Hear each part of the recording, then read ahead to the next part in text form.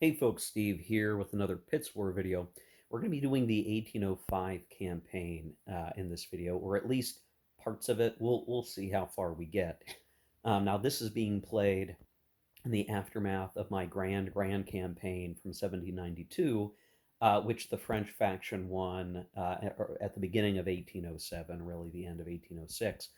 And that just, I think there's a certain element here where maybe the game could be a little imbalanced, but then luck, a little bit of overbalance, overtuning for the French combined with pretty good luck, or at least pretty decent luck, all things considered, kind of compounded into an early victory.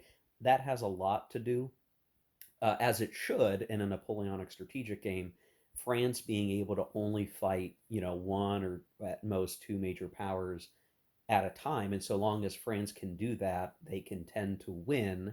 And if they can get the cadence and the rhythm right, that's going to give them, an immense victory.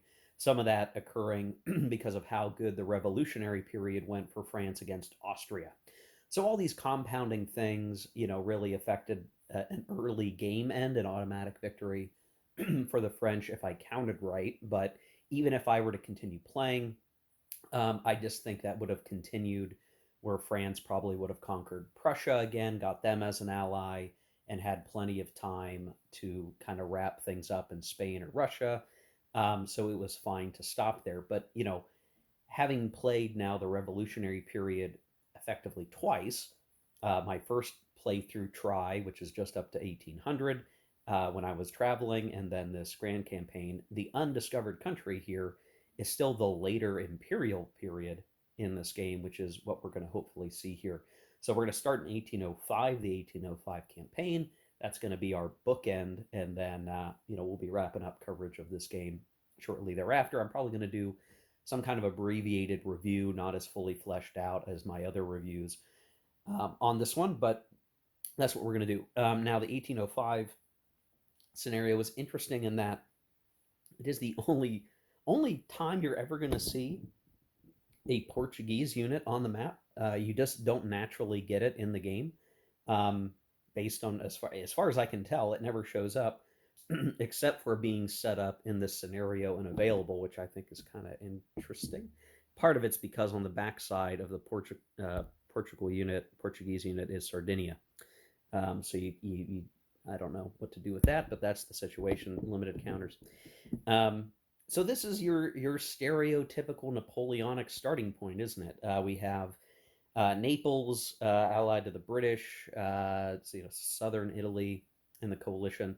Spain is a ally of France for now, and we are poised to see action in northern Italy, as you would expect, as well as combat in southern Germany, pending Napoleon's interaction here. So, as per usual, Napoleon is set up in sort of the Boulogne camp up there with a fairly sized army. What's interesting is how smaller all the forces are on the map compared to the time frame of 1804 and the Grand Campaign, where France just fortunately had all of its force pool built out. Well, here in 1805, France is not as strong. I mean, it's fine, but it doesn't have its full force pool built out like I'm used to having from the campaign game we played. So that's going to be little bit of a limiter on the French capability to operate. And you can imagine Napoleon has to decide, depending on the event chits that we draw, is he going to try to do, maybe get past a Trafalgar situation and get the French Grand Armée into London? That would be peachy keen, right? That'd be a great way to heavily disrupt the game. I'm not sure if that brings an immediate victory, but it would certainly be worth looking at. Um, I think we would have to draw the right event chits and the coalition player drawing the wrong chits for that to even be feasible. So we're not going to expect that. We're going to see that Napoleon probably goes into Germany, crushes the coalition forces there, and then pivots to going towards Vienna or cutting off Archduke Charles here. as Archduke Charles would like to get into Italy, and we may have to make a choice here of moving Massena into Mantua to be in the fort, and then force the coalition to respond to that. There are a lot of different options we can look at here at the beginning. What I have not done is drawn those event shits, which are really going to flavor this initial campaign. So you can imagine, right, that we're going to play through. It's feasible that Prussia could enter. I think the sooner they enter, the better for the coalition. So Britain may want to try to influence Prussia and bring them in sooner. That's all a possibility. Russia is in the war, but as you can imagine, very far away, and they're going to have to get moving down here to start to have an effect. If Napoleon can defeat the Austrians before the Russians get there, hey, that'd be even better. Really, all the types of things you would expect out of an 1805 campaign and a Napoleonic strategic game. So, um, again, the game does a very good job, honestly, of compacting the Napoleonic period into something that is, pretty swiftly playing, um, with not a lot of counters and still enough detail that you can appreciate the gameplay, which I think is a really interesting strength of Pitt's War, that it's just able to do that.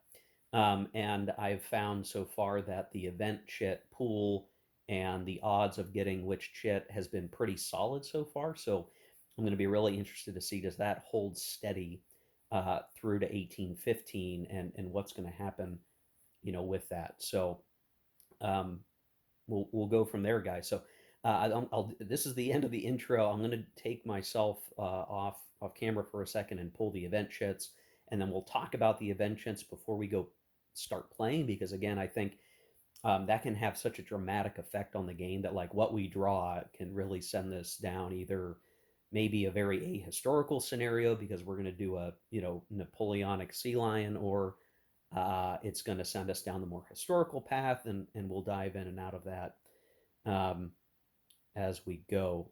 So yeah, let me go pull those. There are some special rules here that France is allowed to choose one ram, one of the markers, before randomly drawing the other four that it's going to get this turn.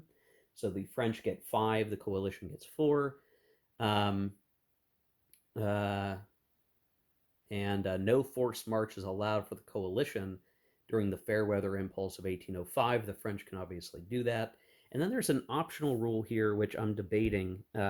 Archduke Charles and the Austrian Italian arc cannot leave Italy voluntarily during the 1805 fair weather impulse. I guess I'll play with that. I mean, these optional rules tend to be about increasing the historical fidelity, and I'm good with that. So we will play with that limitation. Archduke Charles is aimed to try to reclaim northern Italy for the Austrian crown, and we'll focus on that. Napoleon's very far away on the French coast, right? He would never come down into Germany, right? That's just not going to happen. So, all right, let me go pull those chits, and we'll talk about the game effects here. Okay, here we have the chits pulled. Not as exciting as you might think. So we have the Boulogne camp, Boulogne. I'm probably not saying that right. Doesn't matter. Uh, we got that chit right. We picked it because we want to make sure we got it. And it is possible. You have to roll a die. On a die roll of 6, you can send like 4 steps and 2 liters across the channel to the UK, fight in London. And I mean, just based on the steps that are present, yeah, you would think the French would definitely win out on that one. Here's the thing. Now, I could read the language around this marker to mean roll a die. If it's not a 6, right, you can do the other thing, which is that you basically get extra movement for an activation. And that's basically like Napoleon getting to move very swiftly uh, into southern Germany, right? That's basically what that is. And that's sort of always the decision, right? In some of these Napoleonic war games, like you're either going to try to cross the channel in 1805, or you're going to rush into Germany and try to defeat the Austrians and do the whole thing. Well, here's the thing. While it is very attractive to try to roll the die and try to cross the channel. 1 in 6 chance of maybe, doing very well there. This is not a game-winning move, guys. And unfortunately, I feel like this is a gap in the game that, based on the way that the victory rules are conveyed, like there really is not a reward, as best as I can tell, uh, for conquering Britain. There just isn't any, as far as I can tell. Um, if I were to look in the victory section, it says nothing about if the UK has ever conquered.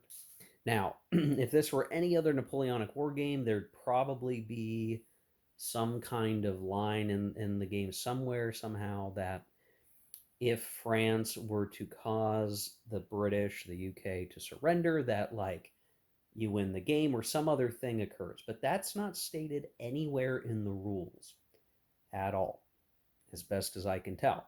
So if we were to game this out, certainly we could send France over the channel, very likely win, um, create a circumstance where the British would surrender, we would get a white peace, and I mean, I don't know what else here, guys. I mean, there's no other major reward of any sort that would get us through the game. I mean, it just we would take some. At most, I guess we could argue that um,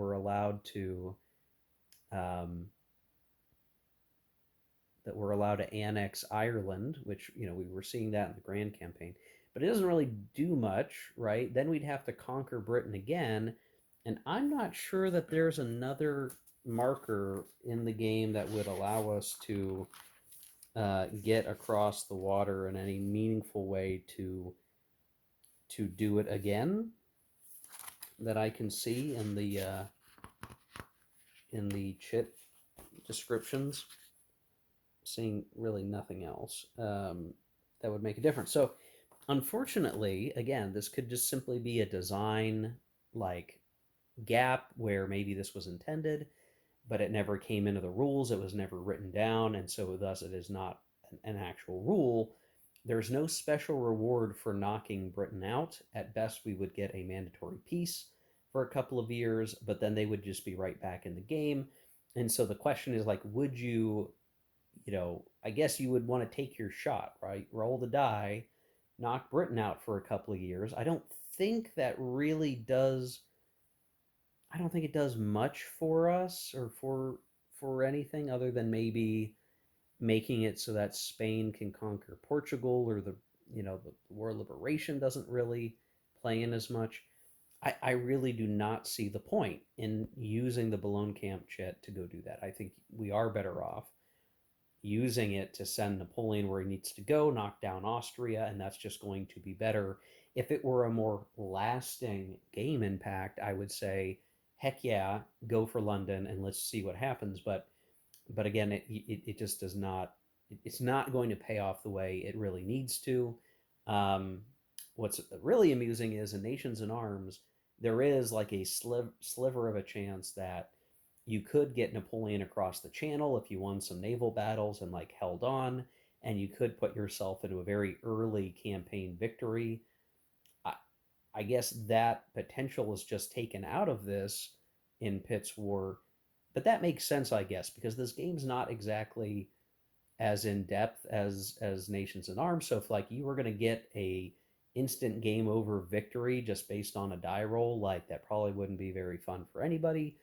So, we're sort of forced into using this chit for the more conventional, move to Germany and to fight Austria, which to me, I mean, that's all fine. Like, there's really no beef from me on that, other than you might be sort of like a new player trap. You might be tricked into thinking that going for London is going to make a much bigger difference than it would in this game.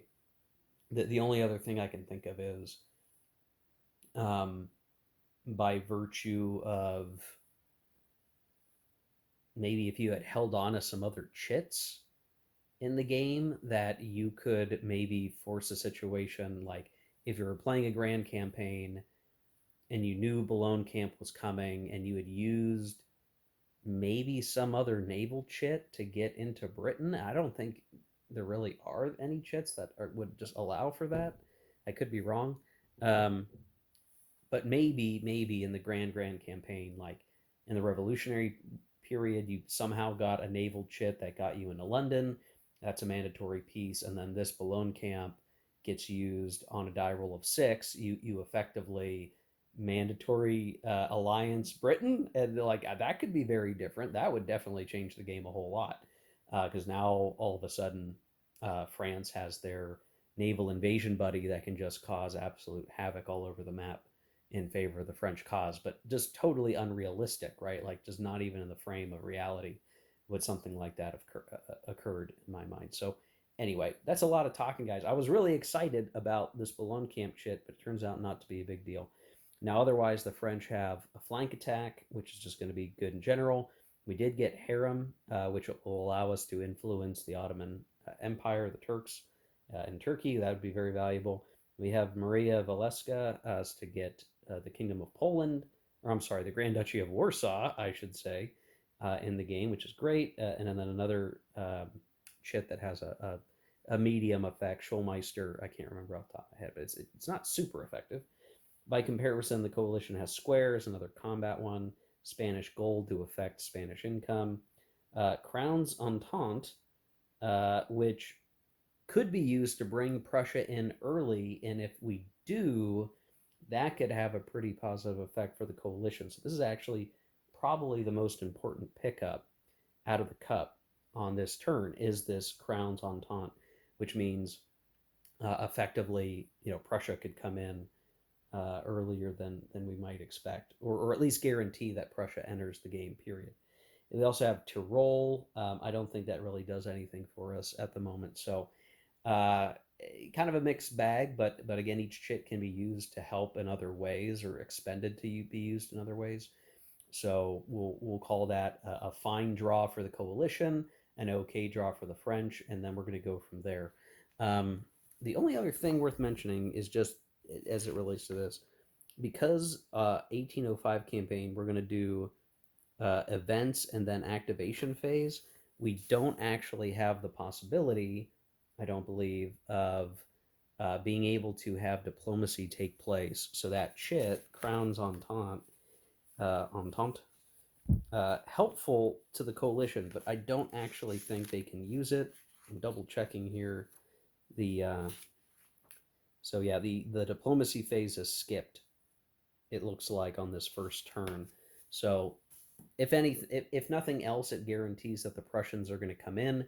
Maybe the French will have a disaster, and then the coalition capitalizes on that, with Prussia entering a war where the French have been rebuffed, or at least Austria survives the War of the Third Coalition, and we'll go from there and see. So, okay, guys, sorry, kind of this is a long segment here, but again, this is like the opening turn. This will be setting the direction of the rest of the campaign. If we didn't draw Crowns Entente, uh, then we could be talking about a very different circumstance where maybe France has even more time to prepare for fighting Prussia. Here we know basically Prussia will be in the war in 1806, either because we've decided to make it so, or as the coalition, or otherwise. Maybe we hold back and we don't use it, but I don't think that advantages anybody in particular. We'll see. So I'm going to go play through 1805, 1806, and 1807, and then, or I'm sorry, scratch that. We're going to play through 1805 and 1806. That will be the end of a 3-year period. It's abbreviated at 2 turns, and then we'll talk about the year sequence to come for 1807. Okay, here we are at the end of 1806, and it's interesting. I mean, I sort of feel this pull towards doing historical things as either side, but ultimately, it's going relatively well for the French, I'd say. There was a brief moment in northern Austria where Napoleon might have been in some trouble, and it came really close to being a bit disastrous for the Grand Army, but just just a hair short of the Russians dealing a blow to the French that would have been hard to come back from based on the non-replaceable dot on the Grand Army. I think. But it didn't go that way. It was really close. I was like, oh man, is this going to be it? But it wasn't. So I was maybe being overly bold, but that's the Napoleonic way. But what we've seen happen is indeed Austria was knocked out and is now in a mandatory peace until 1809. That die roll went just the way historically. So there you go. So we'll expect to be fighting the Austrians in a few more turns. So from the French perspective, it's important to like get everything else wrapped up as we can. So indeed, the British decided. So here was the thing: the French could have tried to influence Prussia, and if they did, that'd have been very powerful. But it would have been an unlikely die roll. So instead, they invested the diplomatic marker of harem and some additional markers to get Turkey in on the side of the French. That was successful.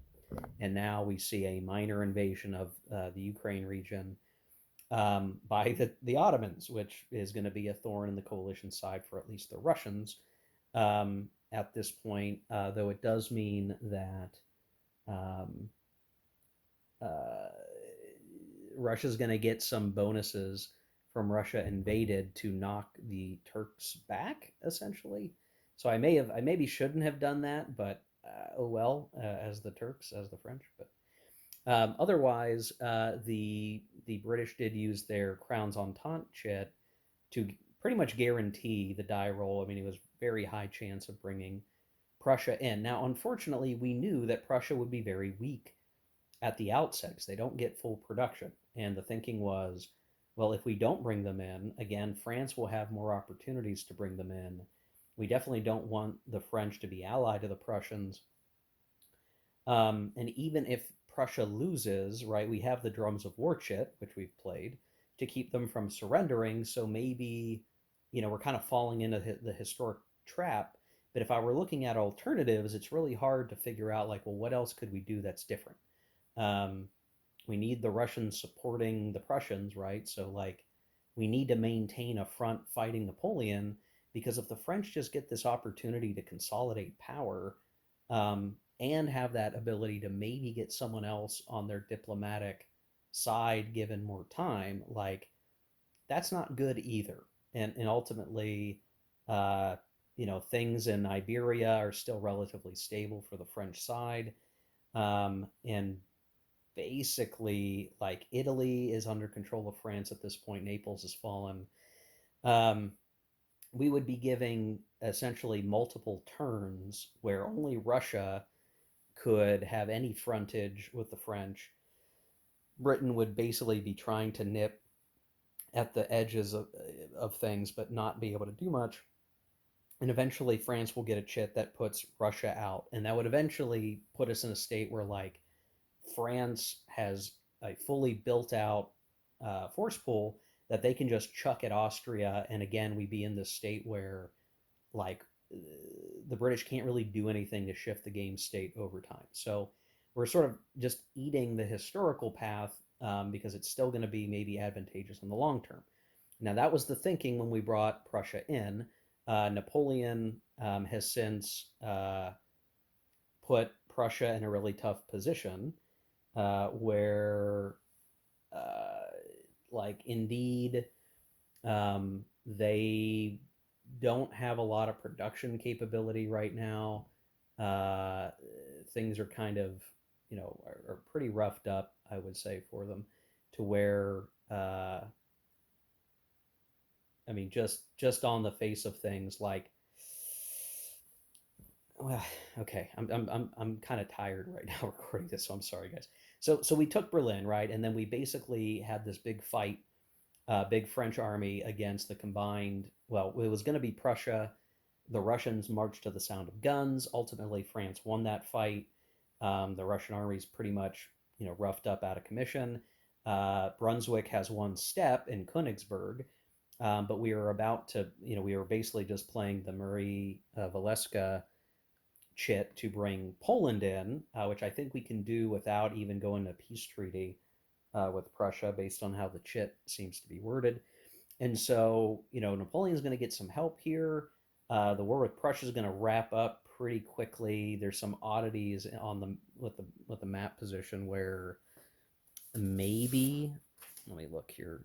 Um, Maybe they get a step and they could try to do some sneaky stuff like putting that step into unoccupied Magdeburg. But even if they did that, like it wouldn't really change anything, because all the French need to do is send one of their armies that they would put into existence over here and just march it up and through, and take that single Prussian step down. So the best thing we could hope for is that we reinforce the Prussian army, the Russians put everything they have into the Polish campaign, and then we see what happens, which again is very much in the historical line of things, which is not terribly ideal, honestly. But so it goes. So it goes. Anyway, so that's where things stand, guys. Kind of a tough spot in Germany again. Just France is winning that fight. Things are going pretty historical. Russia is feeling a lot of pressure over here in Spain. I got this was probably a mistake. I got bold as the British, and I took Cadiz to try to offset pressure on Portugal, because, as you can see, the Spanish are in Portugal right now, and Portugal is conquered effectively. Um, but by entering Spain, that allowed French units to enter Spain, and we split off this Alps force that ended up winning uh, in this area near Madrid, because the British were basically threatening to conquer Spain by taking Madrid. Well, the French won a one step versus one step fight and puts them in a decent position to at least defend Spain. And then, there's enough Spanish capability here to put pressure on Gibraltar at this point, which is currently empty. The British can do something about that, but they've had some low die rolls on activations, and they actually couldn't do a naval move with the British unit you see up there in the United Kingdom proper. So a lot of shuffling around of things as it's progressing. We still actually have the Boulogne camp chit. I didn't use it. I decided I'd just try it with the dice to see if Napoleon could get into southern Germany. He rolled pretty well. He could. I've been holding on to the Boulogne camp for a guaranteed, good move for Napoleon when the time is right. With you only get to do it with four steps, but I could certainly pick four steps and go, four steps or less, and go make something happen. So I like holding on to that chip for the moment. We could also use that to help with a interception or something else. So as the game state goes and we start a new 3-year cycle in 1806, no automatic victory. I don't think that would apply right now at all. But France is feeling pretty good. Prussia is kind of on its last ropes. Russia is going to be able to build up 5 steps worth of units here, but they're feeling the pressure not only from the Turks, but in general from what will be the French. And it won't be hard for Napoleon to simply run up to Königsberg and kind of slap that down and put Prussia in a really rough state. Prussia really needs to escape into Russia, join up, have a joint Prussian-Russian army, and then fight Napoleon for hopefully the opportunity to keep Prussia from surrendering. But it's going to be a really tough set of die rolls to hit that. So we'll go through the production. We'll start the 1807 to 1809 time period, and we'll show the result. By the time we come back, Austria will have re-entered the conflict. So what I imagine we're going to describe is the ending of the Prussian, the War of the Fourth Coalition, the transition back to the War of the, what was that, Fifth Coalition, probably, would that be when Austria comes back?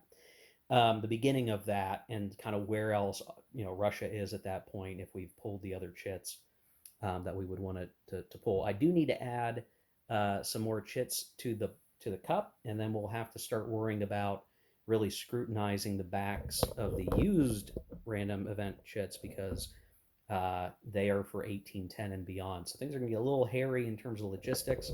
I am using excess used action chits as control markers, like you can see there, just because there's only so many control markers. You can be kind of efficient with using them to cover multiple spaces, like I'm doing here, but there's not quite enough all the time to make it really clear. Anyway, long cut, guys. 1807, 1809 is next. We'll play through that and see what happens. Okay, here we are at the end of the 1807 through 1809 cycle, about to start 1810. Unsurprisingly, Austria has fallen, and it didn't even take much, to be honest. France was well positioned to simply beat the living crap out of Austria on its own. That happened without too much of a problem. Napoleon had a really good movement role, like he usually does, and just sort of banged on through. The Ottomans, creeped into Budapest from the east, and Austria was kaput. Now, that was balanced by a pretty major effort from Wellington, deploying out of Gibraltar and attacking Cadiz. We have not seen the Dos de Mayo chit come out, so technically, because of the we did have the Bayonne trap chit. Spain is still allied to France, and the idea was, Britain was going to try to knock Spain down, and basically bleed French steps if they could, and be well positioned to head into southern France like as soon as possible. That didn't work. There was a last attempt at liberating Portugal, which didn't work out by a hair, and now Massena is in Cadiz, about to march on and empty Gibraltar. And assuming I go ahead and give them the first activation, like they will take Gibraltar, and Britain will be firmly like off the continent, unless they can leverage their foothold in Sicily, and make something happen there. But it's real tough to imagine how they're going to succeed at that. So, um, not a lot of options now. Britain itself is protected by the Nelson chit that we can use at any time. I think I too early used the, and I'm probably going to pronounce this wrong, Walcheren chit, which allows a British invasion of the Netherlands or Flanders, and I used it, kind of in a probably not an ideal time. Like maybe I should have held on to that until the late game, but I tried to make something happen to slow down the French, but it's not happening. And I think that the game is on a trajectory that it's been in before, where if France can build out its force pool and like maintain pretty good, you know, cadence over the game state, like they're really hard to beat. Now I'm going to attribute a couple of things. One, I think again the Vulcarin play was bad. That was bad. I think I am not trying to avoid combat, escape combat as much as I should. I think I'm a little too cavalier. I think, especially in the first Russian war, I should have just been pulling back into Russia and making it, such that the French player has to burn movement points. Because as soon as the Russian army dies, or gets wiped out or gets heavily damaged in that sort of war of the Fourth Coalition situation, like with Turkey as an ally especially. So I think like having the harem chit at the beginning of the 1805 scenario is probably imbalanced. Like, but I know there's the Russo-Turkish war, so I'm not sure how to like cross that T historically, but it's just so helpful to have the Turks on your side and like being able to invade Russia all at once. If you can take down their army, like especially early in the year, it's not hard to get out to Moscow with some dedicated movements and activations from Napoleon, who's going to have good movement allowances. And I'm realizing in the strategy that like if the Russians can at least hold off and delay a little bit, usually France is not going to be able to wrap up Russia into a conquer state in the first half of it, in one half of the turn. They need both halves.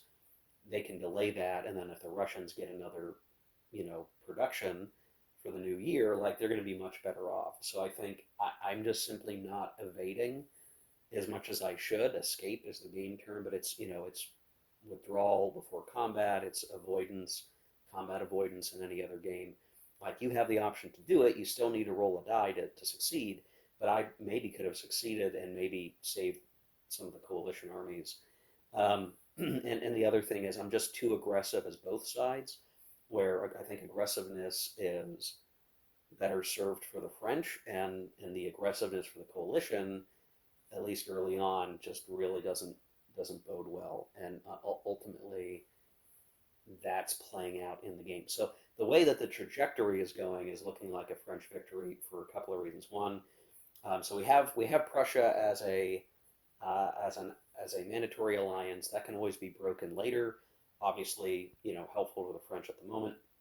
And uh, on the 1811 turn, Austria will enter a mandatory alliance. They're currently in the mandatory peace, but they will swap over to French alliance, which is going to put the coalition again in a pretty bad spot. That's going to give a lot of stars to the French victory calculation. So we'll be closing in. We've not hit the 30 points for automatic victory, but we are closing in. And at this point, the British are going to have a really hard time getting back onto the continent. It's going to take a lot of effort to try to make that happen, to get something to happen. And here's the thing: like the French can decide however they want to handle Russia right now. So Russia's mandatory peace from the first defeat is ending, and they are going to go back to the coalition.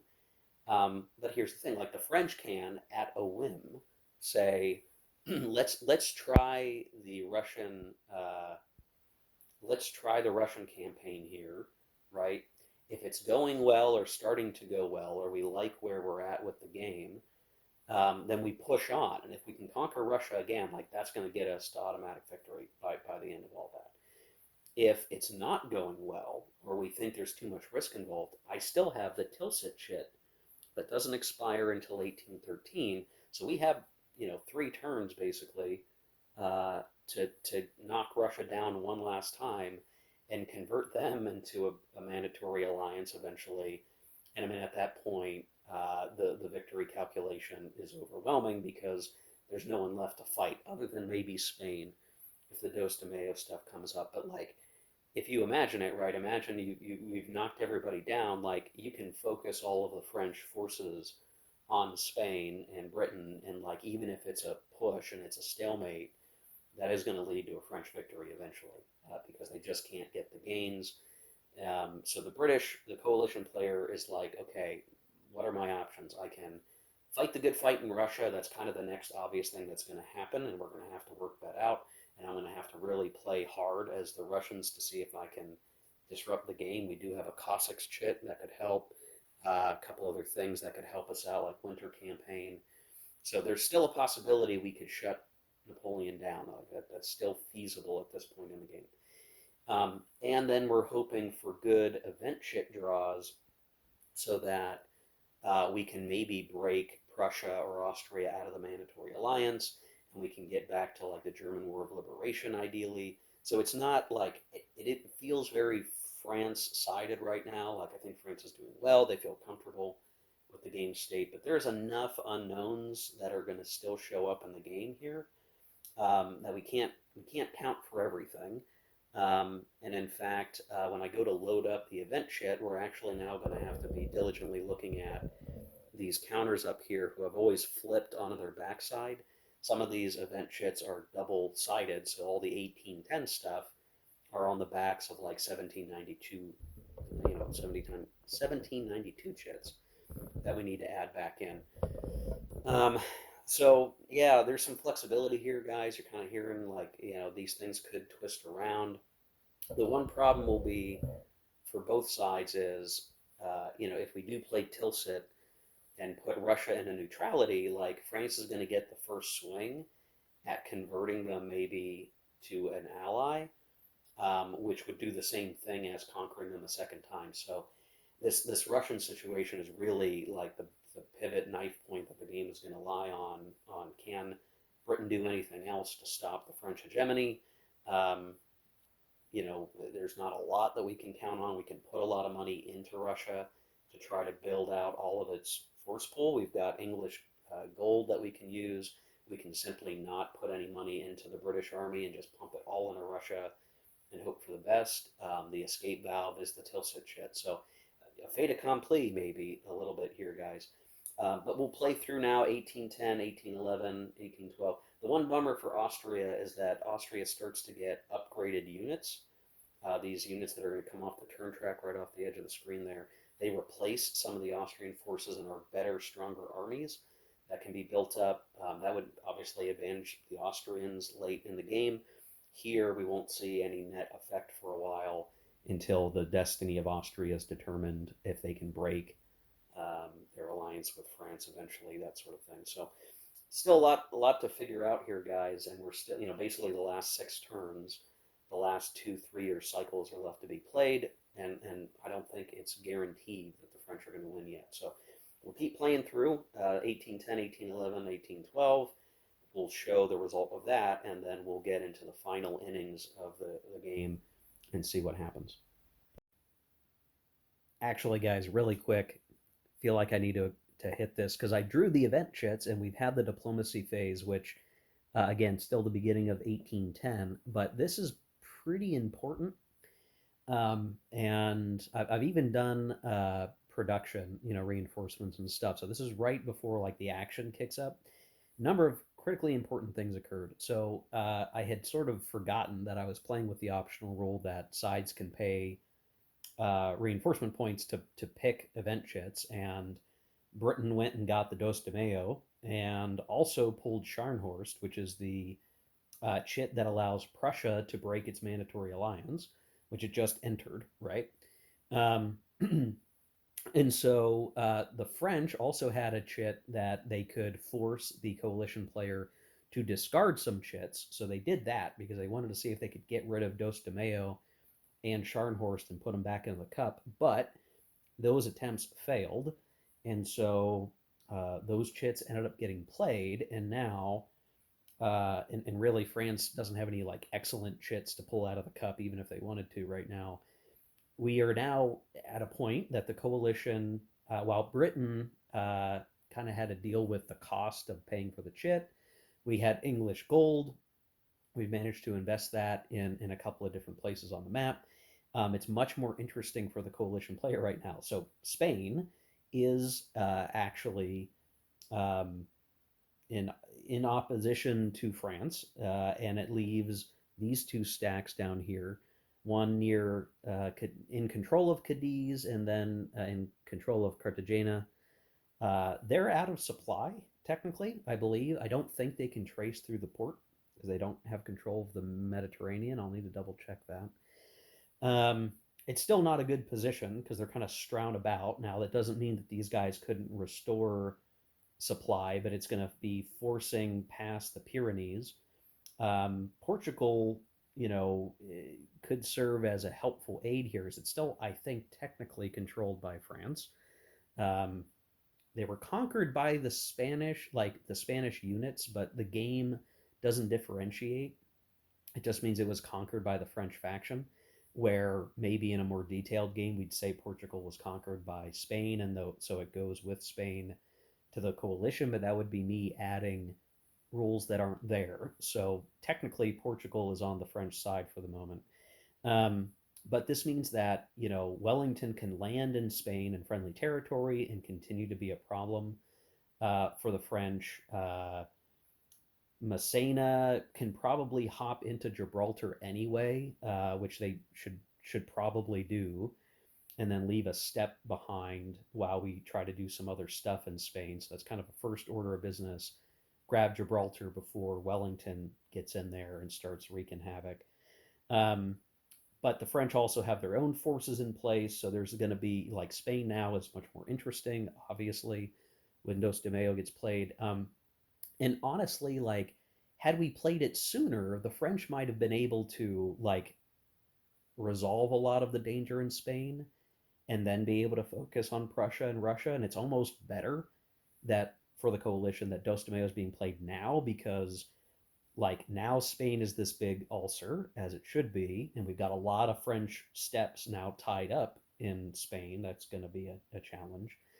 But at the same time, now we have Prussia, which is active. Now, the French do have their Rhine army nearby, so like it's going to be touch and go. But Blucher, who's there in Berlin, actually has 5 steps of Prussians, and that's a dangerous amount of Prussians smack dab in the middle of the map. There are some additional units that could help. We also have some miners stationed in Warsaw, so like Prussia is kind of this interesting bit, and then obviously in Russia, we have who's that? Barclay de Tolly with a pretty strong Russian army that's going to go toe to toe with Napoleon, and Napoleon's really not as advantaged as you might think in that fight.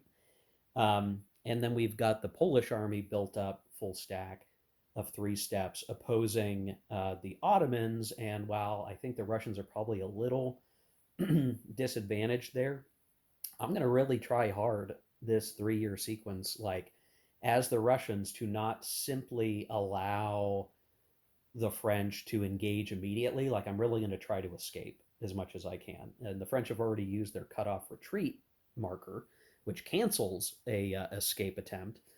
So if I can really channel the Russian strategy of the original historical Russian campaign, we might just be able to flip the game script a little bit here and get back on a historical track where France will be on its back heels. So all of a sudden, just these chits coming out at the right time, the right combination. Now France, while enjoying a very stable position, basically has 3 different fronts that it's going to have to fight on. They've got to keep uh, Sicily plugged up by having these units here where there's not a lot of great options for the coalition, but Spain matters, Prussia matters, Russia matters, and that's a whole lot of action. And Wellington can reinforce kind of any zone in particular that they think would be helpful.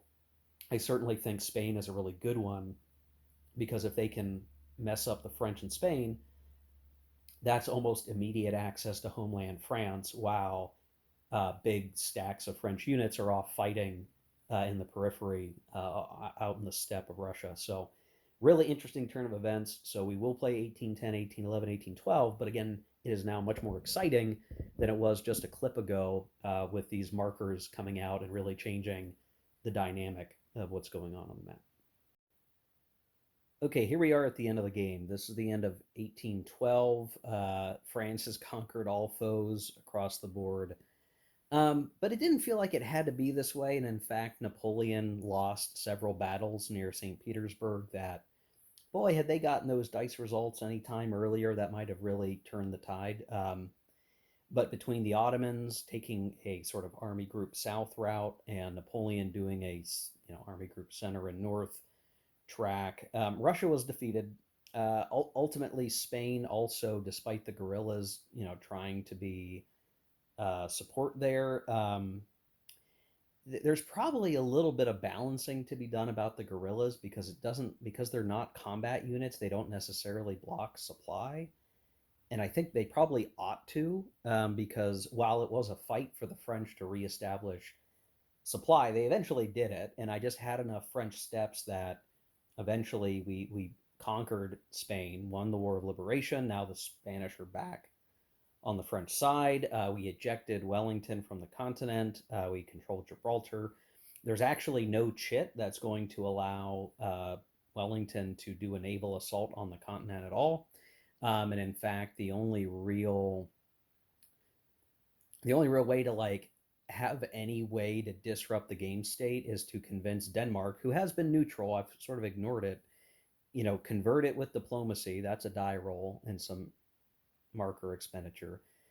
Get into Denmark, use that to get into northern Germany, maybe Sweden, which Sweden tried to save the Russians at the tail end, and they just couldn't quite make it themselves, got booted back into Finland. Um, and basically, like in terms of victory point count, the French have won an automatic victory from all the stars on the board that they control, the accrued mandatory alliances that are in place, and the cumulative mandatory peace deals. Now, maybe you don't count those cumulatively. I am. It wouldn't matter really because unless something drastically changed over this last 3 year cycle, like Russia is going to be in a mandatory alliance with France. We conquered Russia again. We didn't use the Tilsit shit. That's going to add all their stars. There is the possibility that when we add the last set of chits in, that Britain could pull the chit that allows Austria to break away its mandatory alliance. But that would be it. And really, at this point, they would be like instantly crushed by the French faction, and the game state would end with France in control of all of its stuff basically, and still win the game. So I don't see this being considered anything but a French total victory, and I think it's worthwhile to mention here just to wrap up the playthrough series because at this point I'm done with the game and we'll do a proper review soon. The French have basically won every situation that I've played, and I think this comes down to my play style. That just the weight of being the terrestrial power means that you can take the bonuses of somebody like Napoleon and Murat, Massena, and if you're really aggressive, you can achieve some pretty great results. Now, sometimes the dice really hit you, and you get the bends where you low roll, the enemy rolls high, and that can set you back. But you tend to be able to curve that with markers and just how you advance an attack that once you have a slight advantage, being aggressive allows you to just push that into a spiral, a death spiral for the defender, and you can come out the top. Now, I was able to do that, and I've gotten used to playing the French in this system that I really was able to leverage that quite a bit, and I do think it is worthwhile to balance the game a bit by taking some of the French bonuses away earlier and maybe affect their movement bonus late in the game or their quality modifiers late in the game. There doesn't seem to be a natural way to do that like there is in Nations in Arms. Um, so France feels a little overpowered, but I think I've also poorly played the um, I've, I've poorly played the coalition. This comes down to a couple of things. I think probably what should happen is in the War of the Fourth Coalition situation, Russia really needs to be willing to give up Prussia and recede back into Russia proper and try to leverage the escape mechanic. Now, I tried to do that here in this last war with Russia and France, but Russia kept failing the die roll, so it didn't really help any. And France caught them and beat them up. But I think had I been trying to do that more, maybe would have had some better opportunities to like stay alive, force the French to burn, effort and time. But it does feel like because we don't really have like the Cossack raiders, and though they have an influence with some of the markers, like it's hard to cut the French supply line if they're making diligent progress. Um, Unless you're really willing to get around and capture recapture cities. Um, so I think it's a play issue. Like for me, playing as French just feels very natural. I know what to do with them. The coalition, you have to be so much more on top of the game mechanics, really using the escape mechanic, really trying to aim to cut off supply because that's the only time you can make the bonuses come out in your favor, as if Napoleon's fighting or the French are fighting out of supply with a -3 to their combat rolls.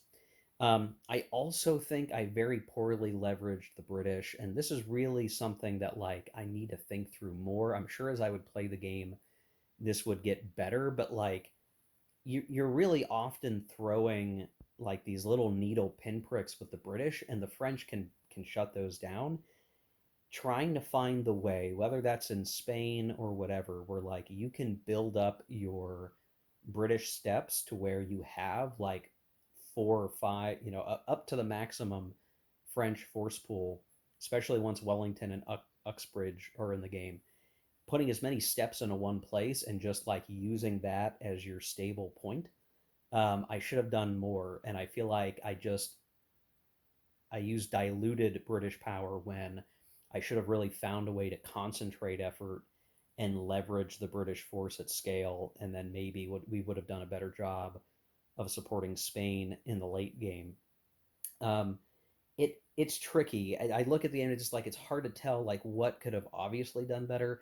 I do think there were critical points in the campaign where if the dice had just gone a little bit different, if I had just played a little bit better, we could have caused some pretty major military disasters in Spain, and also maybe Russia early on, or even with Austria if they had just gotten a grip better than they did, to where we could be dealing with a very different game state, maybe even a collapsing France, where the game ends because it ends early because France is defeated early, and it just didn't happen. So there's that. I think I played the Revolutionary period once. France was really winning that. I played the Grand Campaign.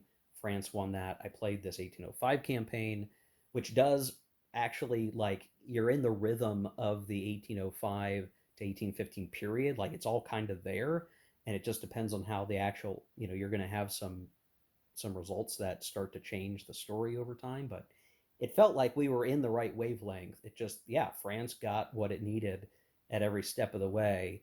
And I don't see, or maybe I need to see, some escape valve for Russia early on, because I don't see, unless something has really gone poorly for the French, like you would push on to Moscow and St. Petersburg in 1807, 1808, 1809.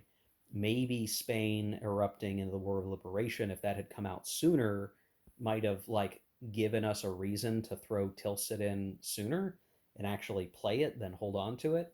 And that would maybe, lead to a different game state. But it just feels like, man, if France is doing reasonably well and just shut down the Russian army, like go to Moscow, baby. There's not that much to stop you. If you've done it early enough, you have enough movement to do it.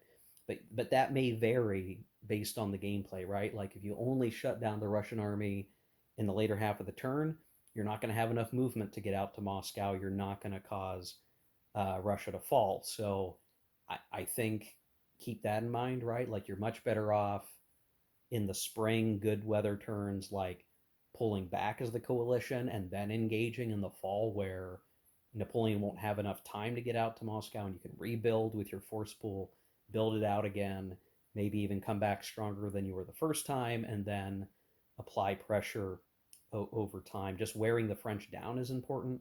There is definitely a point where, like, you can get a French stack down low enough that they're not going to want to be very aggressive because now they're very brittle and it's hard to come back. So long as they have like an army force with one step, they can build it back up if it's still in supply. So you really want to drive the French down to eliminating like the unit, not just steps, but the unit, so that they are forced to fall back because they can't keep the steps at the front lines anymore. They got to fall back to Germany or fall back to France and rebuild and reset their army force. So just looking at all that, obviously the 1805 year is going to go really poorly for Austria. You kind of want to get Prussia in because you need to keep like combat going so that the French are having to spend their steps. You don't want the French to build out their whole force pool. It just feels like Prussia's really, really weak, and you almost, I don't know that you would exchange Austria for Prussia as the Russians, like not even support Austria and just wait for Prussia, but you definitely need to make something happen such that you can get in and try to hurt the French army. Like I think that's what it really comes down. Like unless you can really get steps chipped off the French force, like you're gonna have a rough time because they can use their weight against you. Um, wow. Okay. Well, that's it for this one, guys. Wow. I got to get my thoughts together for an actual review. Generally, I'd say I'm still very pleased with this system and the way that the game conveys the time period. Like, to be clear, there's a lot of rough edges. I really wish that it was a magazine game, so I can only expect so much, that it had gotten more development, because I think there's still some things in the rules where, like, I would prefer some clarity. I would prefer maybe a little more flexibility on some rules and then tightening up and limiting player agency on some other rules so it just, you know, executes a little more cleanly. So it's a little less guesswork and like, what is this role supposed to be doing?